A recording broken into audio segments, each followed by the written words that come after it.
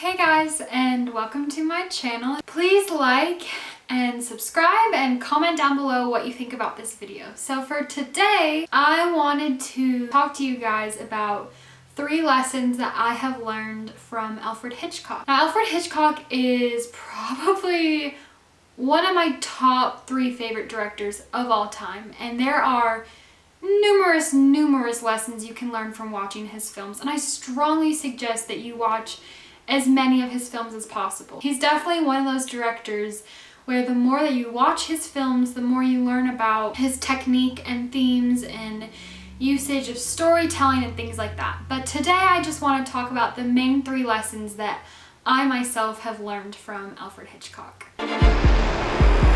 Hitchcock actually developed his own rule, and that is this idea that everything in the frame has to have some kind of symbolic meaning behind it. And what he meant by that was, if you have a shot of 2 people and it is a medium shot, but one of the characters in the frame is larger than the other, it kind of creates this idea that the person larger in the frame is in control and kind of has this looming presence of the other character. This is something that you can see in almost all of his films. He did a lot with the idea of someone on top of a staircase looking down. The main way that you can see this rule is in shots like that, where he's signifying a idea of control and power within a certain scenario. One movie in particular that I noticed this in a lot is Hitchcock's Shadow of a Doubt. There's a lot of scenes in this film where Uncle Charlie is this kind of looming, powerful presence over his niece, Charlie.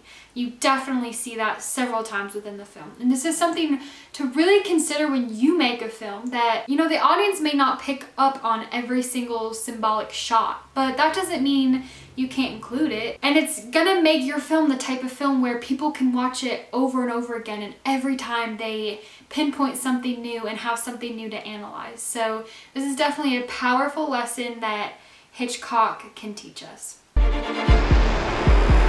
Now, Hitchcock was very specific in stating he did not make mystery films. In fact, he called them the whodunit films. He did not want to be associated with these films, and he did not want to make these films. A lot of his films fall into this idea of suspense. Hitchcock thought it was a lot more powerful and meaningful to create a scenario in which the audience is more aware of what is going on than the characters. A perfect example of this is in Hitchcock's film Sabotage.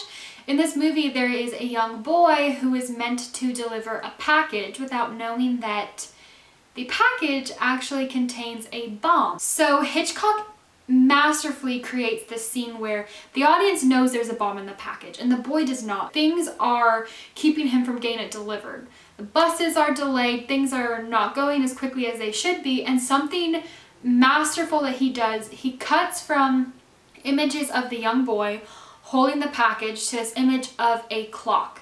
And he continuously kind of goes back and forth between the two in a more rapid pace. He's increasing the speed between these shots. And that creates such an element of suspense because it makes the audience aware that time is passing, and we are also aware that there is a bomb in the parcel. Another thing he does is he showcases the people around the boy, specifically a young puppy. You will find yourself screaming at the TV in this scene, "Oh my goodness, get this package delivered or you will die. Everyone on this bus will die. That cute, adorable puppy will die, and we need to get things going." And this definitely showcases the idea of suspense that Hitchcock loved to showcase in his films. He loved to give the audience this psychological, emotional power to get us invested into the film, to create those moments where we're screaming at the TV, trying to communicate with the characters that something is wrong and they don't know what's wrong, but we do, and something bad is going to happen. Hitchcock loved to use bird's eye angles in so many of his films. The 2 that stand out to me the most are Birds and Psycho. In a bird's eye shot, you have the camera at this very high angle, and it kind of creates this idea of an all-looming presence, or this psychological effect that the character that's below the camera that's tiny down here is in no control. In the birds, he used it to kind of keep the audience and the characters aware that the birds are continuously looming and watching over the townspeople. And that definitely created a sense of suspense because we knew what was going on and we were reminded what was going on constantly. In Psycho, he used this shot in the famous staircase sequence when the detective gets stabbed.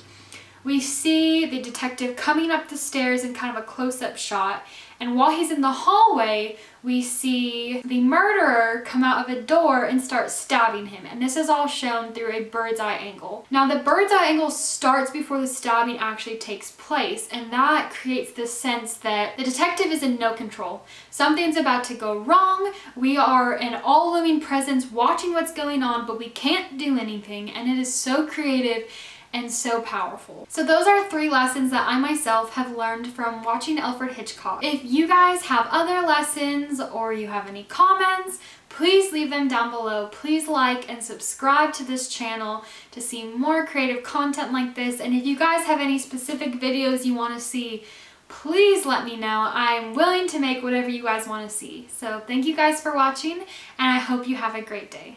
Bye!